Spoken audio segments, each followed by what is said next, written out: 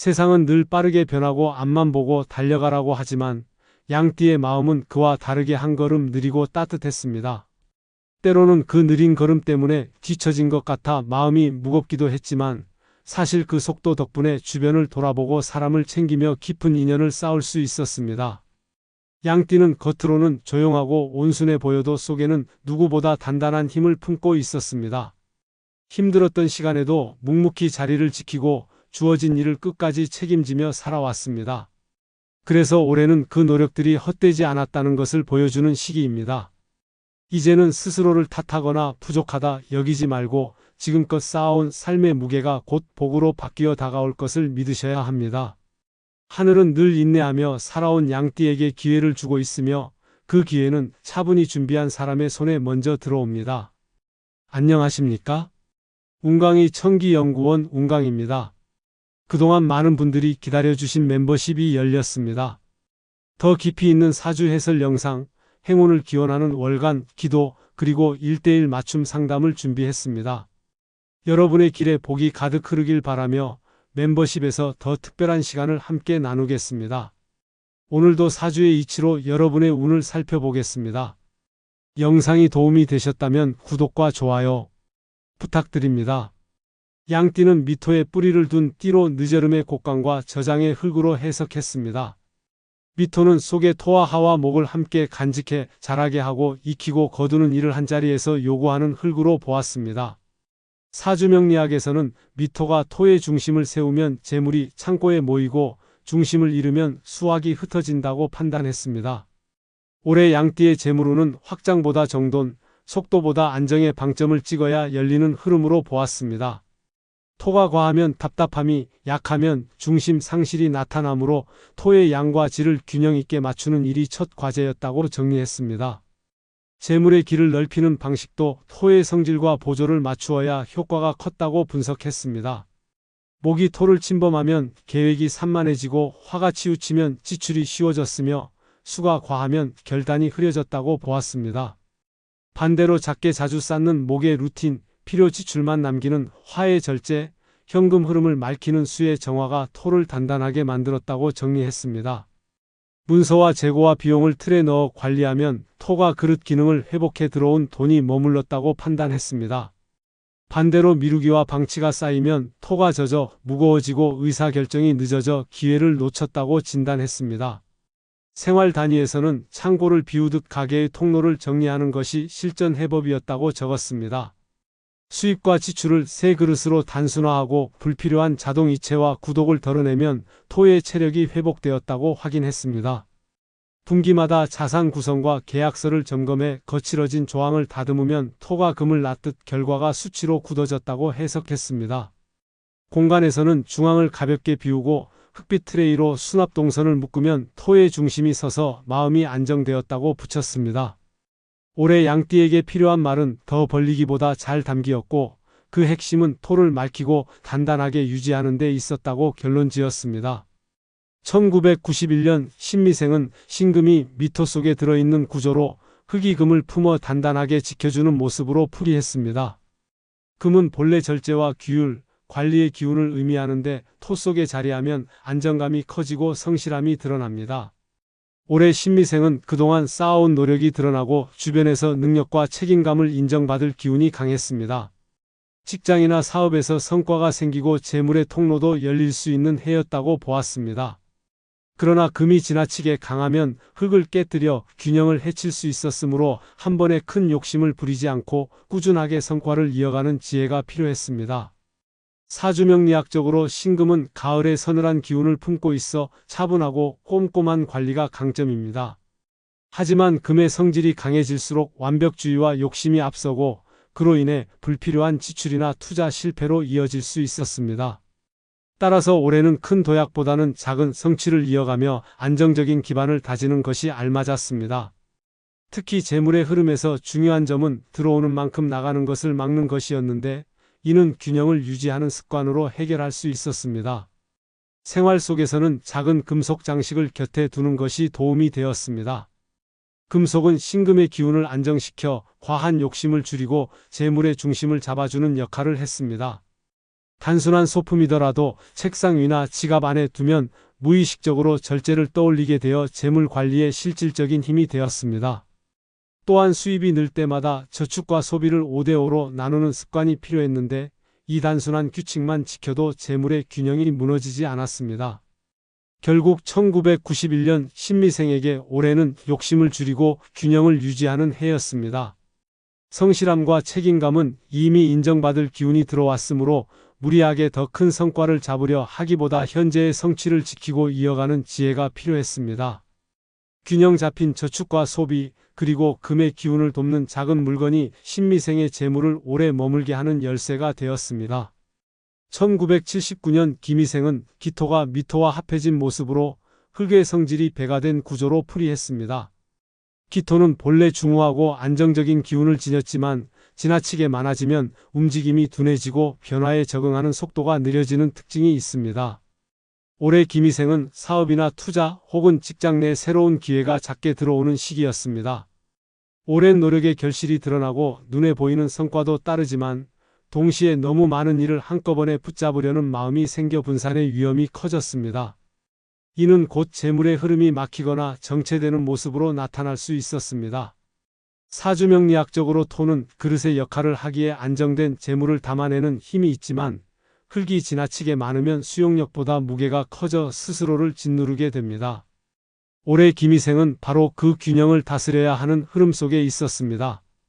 기회가 많을수록 중요한 것을 선별해 집중하는 것이 필요했고 작은 이익이나 단기적인 유혹에 흔들리면 큰 재물을 놓칠 수 있었습니다.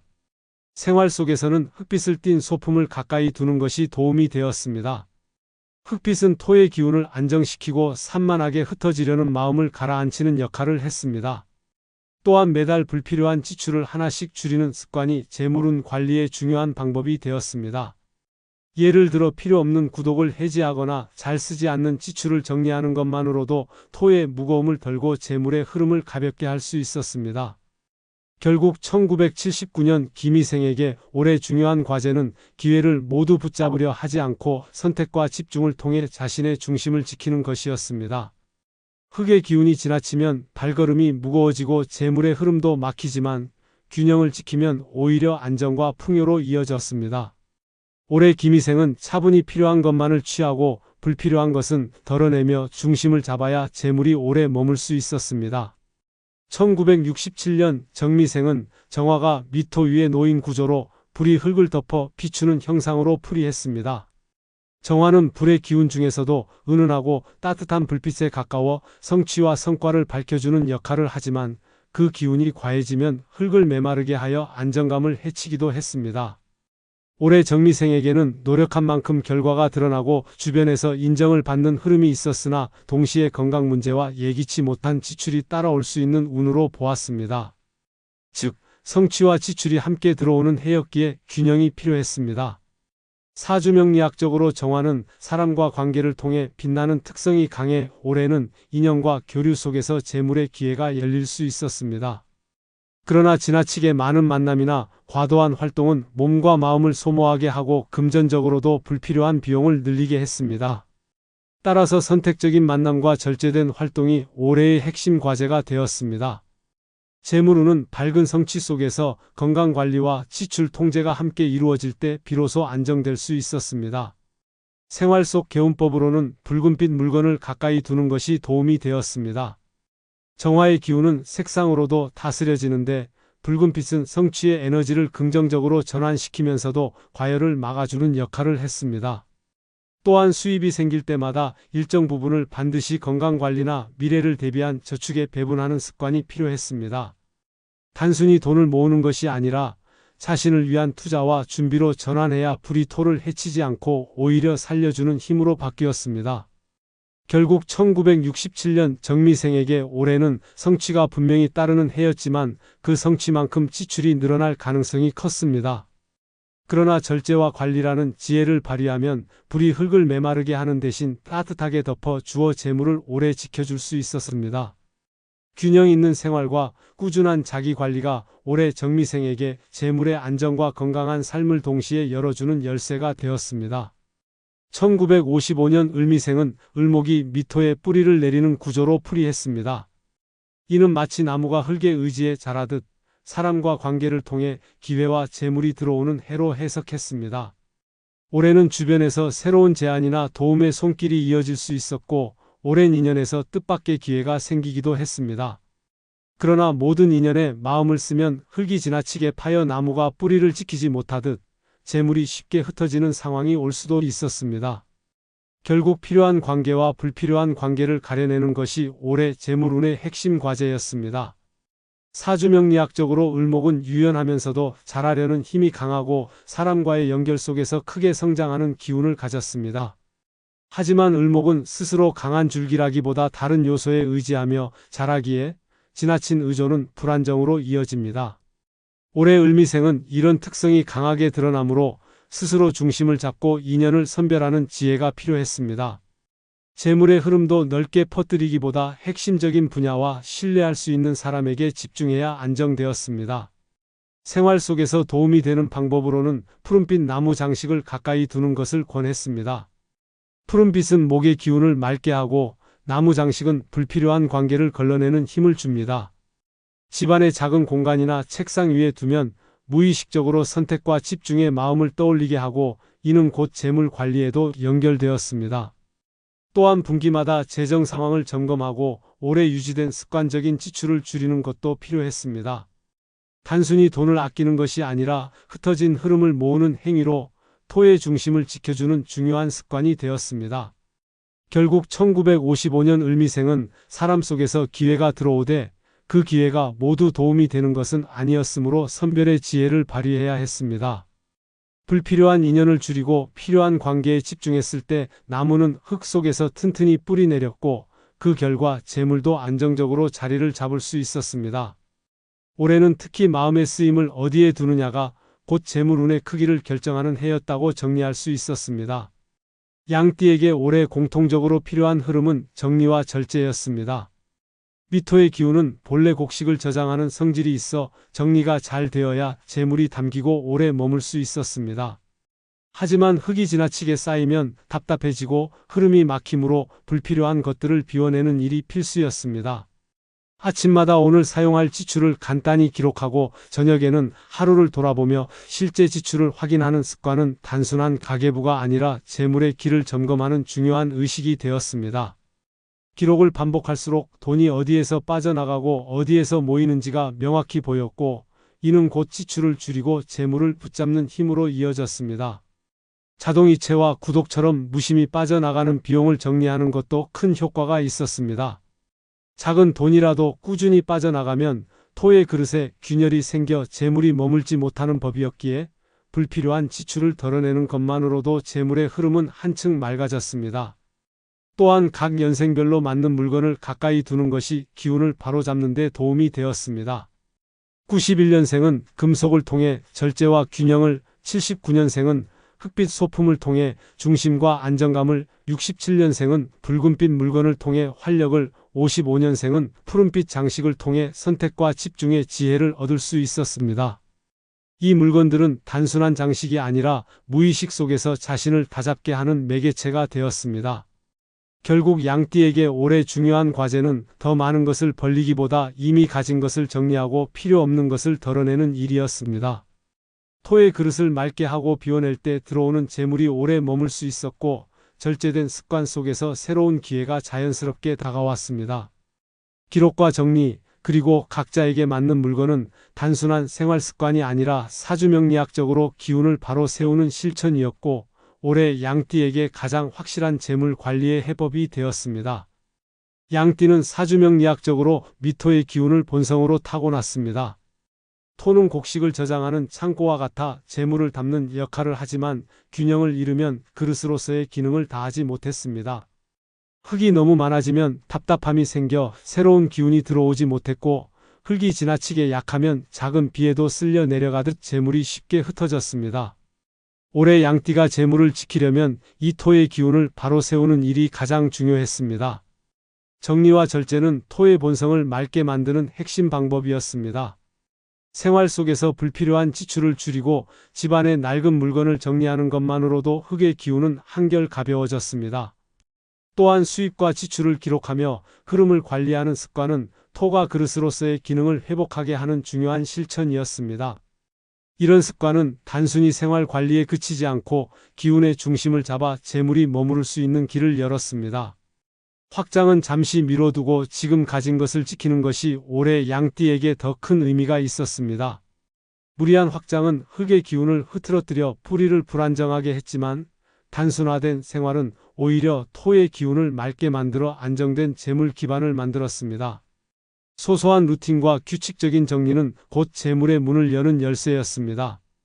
결국 올해 양띠는 불필요한 것을 덜어내고 꼭 필요한 것만을 남겨야 했습니다. 그렇게 토의 기운이 단단히 자리를 잡을 때 들어온 돈이 그릇 안에 고이듯 오래 머물렀습니다. 올해는 더 크게 벌리는 것보다 토를 가볍게 하고 맑게 다스리는 것이 재물을 지키는 가장 확실한 방법이었습니다. 양띠는 본래 부드럽고 온화한 성품을 지녔습니다. 사주명리학적으로 미토는 여름의 끝에 자리한 흙으로 곡식을 품고 수확을 준비하는 기운을 지니고 있습니다. 이는 곧 양띠가 인내심과 따뜻한 마음으로 차근차근 쌓아온 노력이 재물이라는 결실로 이어질 수 있음을 뜻했습니다. 올해는 성급히 움직이는 것보다 차분하게 밭을 고르고 씨앗을 뿌리듯 작은 습관과 절제를 통해 안정된 재물운을 만들 수 있는 해였습니다. 1991년생 신미생에게는 균형이 가장 중요했습니다. 금의 기운이 강한 만큼 성실함과 능력이 인정받을 수 있었으나 욕심을 부리면 지출이 커지기 쉬웠습니다. 균형 있는 관리가 곧 재물을 오래 지키는 힘이 되었습니다. 1979년생 김희생은 기회가 많았지만 중요한 것을 선별해 집중해야 했습니다. 흙의 기운이 강해 분산의 위험이 있었으므로 선택과 집중을 통해 안정된 기반을 다져야 했습니다. 1967년생 정미생은 불의 기운이 더해져 성취가 뚜렷했지만 절제가 필요했습니다. 성과만큼 지출이 따라올 수 있어 건강관리와 재정관리에 신경 쓰는 것이 곧 재물을 지키는 길이었습니다. 1955년생 을미생은 사람과의 인연 속에서 기회가 들어왔지만 모든 인연에 마음을 쓰면 오히려 재물이 흩어질 수 있었습니다. 필요한 인연에만 집중하는 것이 재물을 안정시키는 핵심이 되었습니다. 결국 올해 양띠에게는 더 크게 벌리는 것보다 차분히 관리하고 절제하는 지혜가 필요했습니다. 작은 습관이 쌓여 큰 결실로 이어지듯 기록과 정리, 불필요한 지출을 줄이는 루틴이 곧 재물을 붙잡는 밑거름이 되었습니다. 온순하고 인내심 있는 양띠의 기운은 올해 풍성한 수확으로 이어질 것이며 작은 선택과 꾸준한 관리가 재물의 밭을 기르는 열쇠가 되었습니다.